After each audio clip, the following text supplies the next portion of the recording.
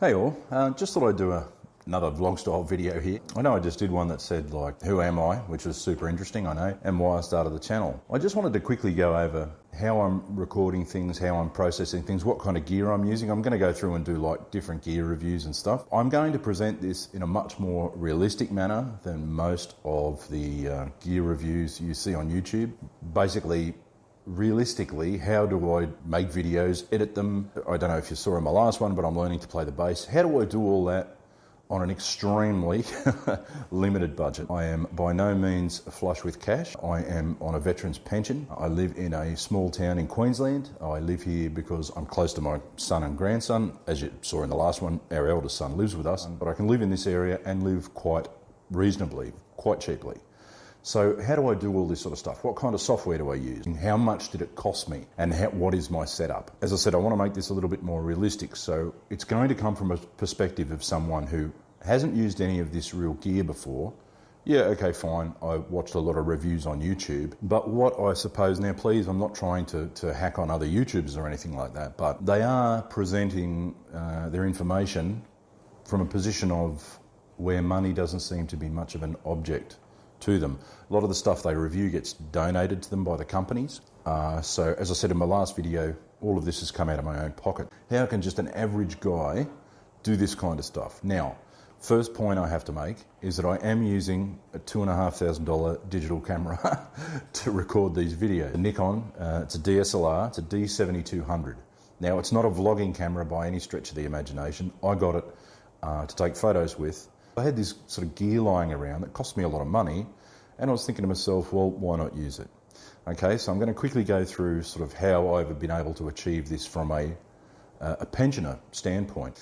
Okay, so we'll go on with that, and I hope you enjoy it, and I hope it gives you a bit of an idea that you can, once again, be an average Joe and kind of sort of present yourself to the world if you want to do that sort of thing. Create content that people actually view. You know, not so much these. I know they're getting tiny views, but that doesn't really worry me. I enjoy making them. I enjoy showing the fact that like average Joe can make a bit of content, and it can be okay content, and it doesn't have to cost you a fortune. It doesn't even have to cost you like $300.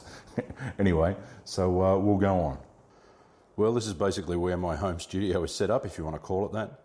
As you can see, I'm just off in a corner, in the sort of tiled area next to the kitchen, just opposite the dining, where the dining table is. We have a spare room. Unfortunately, there's no air conditioner in the spare room, so my older son has his room. There's a spare room for people who come to visit. My wife has her room where she does her stuff. There's an aircon in there. And then we have the master bedroom, which has an aircon, obviously.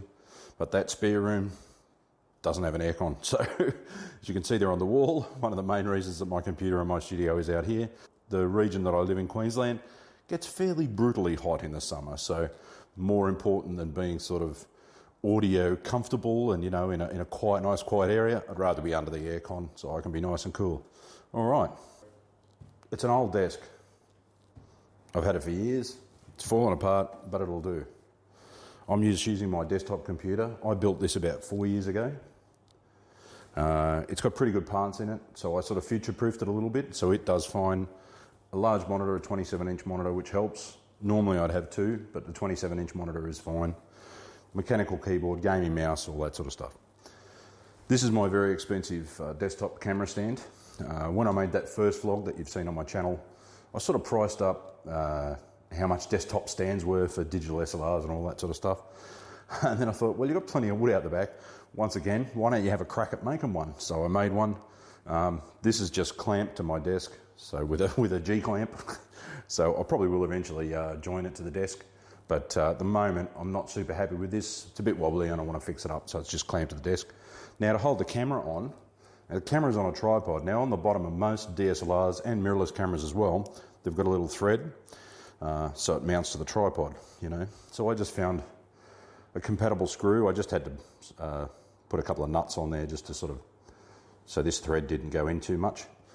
Found a compatible thread, drilled a hole in the top of this, and I just popped the screw up from the bottom, And there's enough thread there so that it locks the digital SLR onto the top of the table, which is clamped to the desk, so it's not going to fall over. Okay, so yeah, old desk, standard desktop computer or my computer. Now this is a Neewer NW700. I think when you watch the American reviews, they pronounce it Neewer. I call it Neewer because it's N-E-E-W-E-R. So I call it Neewer NW700. This was $44 off Amazon. The condenser microphone, the stand, and the pop filter. This is my audio interface. I also got this from Amazon as well. This had to come from the UK. This took about 4 or 5 days to get here. It's cheaper than anything I saw on eBay. eBay's about $10 more. I should point out, this cable, this is what they call an XLR cable. When you order this mic off Amazon or eBay, it only comes with an XLR cable that goes to your 3.5 jack, like into the back of your phone or into the sound card on your computer. These condenser microphones need what they call 48 volt phantom power. I'm going to go into that a little bit more detail when I do gear reviews, but if you buy one of these, you need to buy a standard XLR to XLR cable, male to female. All right. Yep, so that all came as one package. The arm, the pop filter, the mic, the shock mount. Right. So that's my Behringer. This is a what do they call it? U-phoria UMC22. It's 2 inputs and 1 output. But as I said, I'll do a bit more review on this. This was $72 off Amazon. This replaces your computer sound card, allows you to run things like your condenser mic, play an instrument through this, record vocals through this, all that kind of stuff. Then I've just got another desk here. Oh, this is my headset. One of the things I cheaped out on was I bought a cheap imitation pair of Behringer DT770s. The sound quality was okay, but they killed my head. So I'm going to, as I said, I'll go into a little bit more detail when I review these sort of things. These are PreSonus HD9s. These were about $119. Okay, and for the quality and for the price, they're really good. Sound quality is excellent, very, very comfortable. Okay, whoops. An insanely old HP laptop that drives me nuts using it because it's so slow. I'm probably going to upgrade that with another 8 gig of RAM and an SSD, and that would make it fine. At the moment, it's just got standard hard drive and 8 gig of RAM. Very slow. There's my bass guitar. I bought that from Artist Guitars. So as I said, I'll review that later. And a really, really old amp. So this is basically my home studio. So desk I already had. Well, to get back to the camera, I bought probably about 4 years ago. I bought it when I was cashed up. Bought it from Harvey Norman, bought it on that Go MasterCard thing. That's how I could afford that. That's obviously was paid off ages ago. Old desk, made my own stand, cheap condenser microphone, cheapest audio interface I could find. Okay, semi-expensive headset if you like. An old Lappy that I had lying around. Bass guitar, not expensive at all. And an amp that was my son's because he's played guitar for years, for about 14 years. So this is an old table that was just hanging around. You know, so you can set yourself up for not much money. Okay, so you've seen how I'm physically set up. So the image you can see on the screen at the moment, and this is just an image, it's not a video, is a screenshot of my video editing software. I'm using a program called Davinci Resolve 15, and that's from a company called Blackmagic Design. Why am I using this one? It's 100% free. Download it from their website, completely free. It's not as fully featured as the paid version is. It's a free version. Is perfect for what I want to achieve. I've used multiple video sources and multiple audio tracks. They all appear in your timeline down below. I'm not going to go into this too much because there's a million reviews out there on this. But you can basically see the blue boxes are where I've edited out things like ums and ahs and whenever my sort of mouth makes a sound. That's why it looks a bit choppy. I've only really made 4 or 5 videos with this, so I don't really know it that well. You can go crazy with it though. You could make a Hollywood level movie if you wanted to with this kind of stuff. It's really great software. So the blue box is a video, the green bar down below it is the audio track, and you can cut that and mix it all up. As you can see, I've cut it into different parts, I've mixed it up to match and things like that. Now, just as a quick tip, if you have a quick look at the green bar down the bottom, you can see there's 3 peaks basically, or there's small 3 peaks and then there's 3 separate peaks. That's me counting 1, 2, 3 and putting my fingers up in the video, so it makes it easier to match your audio up. And a really great thing to do is go 3 like that with your tongue in your teeth, so you can see it and you can match it up really easy. Okay, so this is the video editing software that I use. Those later videos of mine, you see that they've got that black title screen. I use this to do that. And as I said before, you could go crazy with this stuff, but I'm just a basic user. I don't know it too well, so I'm just using it because it was free and it works really well. Okay, so that's basically the video editing side of it covered. What am I using to record the audio? The audio you're hearing at the moment is recorded through a program called Cakewalk by Bandlab. Once again, it's 100% free. You download it from their website. You have to register for a Bandlab account, and it downloads this little Bandlab assistant. Once all that process is complete, you can click the download link and you can download this.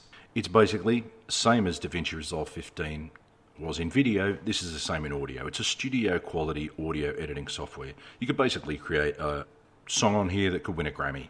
It's that fully featured. After a little bit of fiddling around, it's fairly simple and intuitive to use. Once again, I'm just a basic user, so I just watch a few tutorials, jump on this, watch a few more tutorials. You know what it's like. Now, the image you can see on the screen is obviously not the current vocal that I'm recording at the moment, but it's actually a guitar recording. The blue track is downloaded from a website called Looperman. It's Looperman.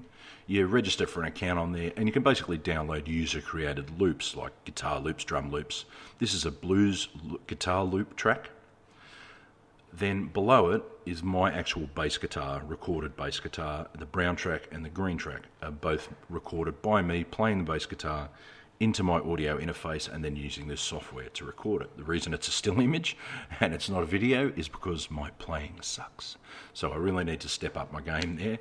But as you can see, so I'm recording the audio you're hearing through this program now, and you can also use it to record music, create music, edit any kind of music that you want. You can import MP3s, sing along with them, play along with them. You can do any of those kind of things. Wonderfully fully featured and pretty easy to use program. And there's a million tutorials out there on YouTube about it. So, you know, if you want to use it, watch the tutorials. You'll get to know how to use it quite quickly. Earlier in the video, I mentioned how some YouTubers review things. Just let me put a caveat on that. Obviously, there are some wonderful reviews on YouTube. Most of the equipment that I've bought is because I've watched those wonderful reviews on YouTube. My only, and I won't call it an objection, my only niggle, if you like, with that, is that they are reviewing budget gear, and they have used it, fair enough, but they're surrounded sort of by, you know, a studio with $10,000 to $20,000 worth of equipment in it. So I wanted to present these purely from the standpoint of someone who hasn't got a lot of money, which is me. How can I afford to do it, and how can someone else afford to do it who doesn't want to spend a lot of money or doesn't have a lot of money to spend, but they want to have a bit of a go? Well, there you go. You've seen what kind of hardware I use, what kind of software I use, how much things cost me. Some was free, some I had to pay for. How did I pay for it? Well, with the audio interface and the microphone, my eldest son and I went Harvey's in that because he plays guitar, I'm learning to play the bass, and I can sing a little bit. Well, I think I can sing a little bit. So we're looking at later on, you know, recording things together.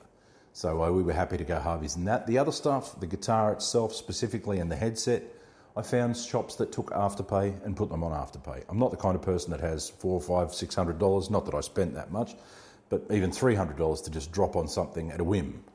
Not many of us are these days. So you can set yourself up for not much money. And you can have a bit of fun. I mean, let's be honest.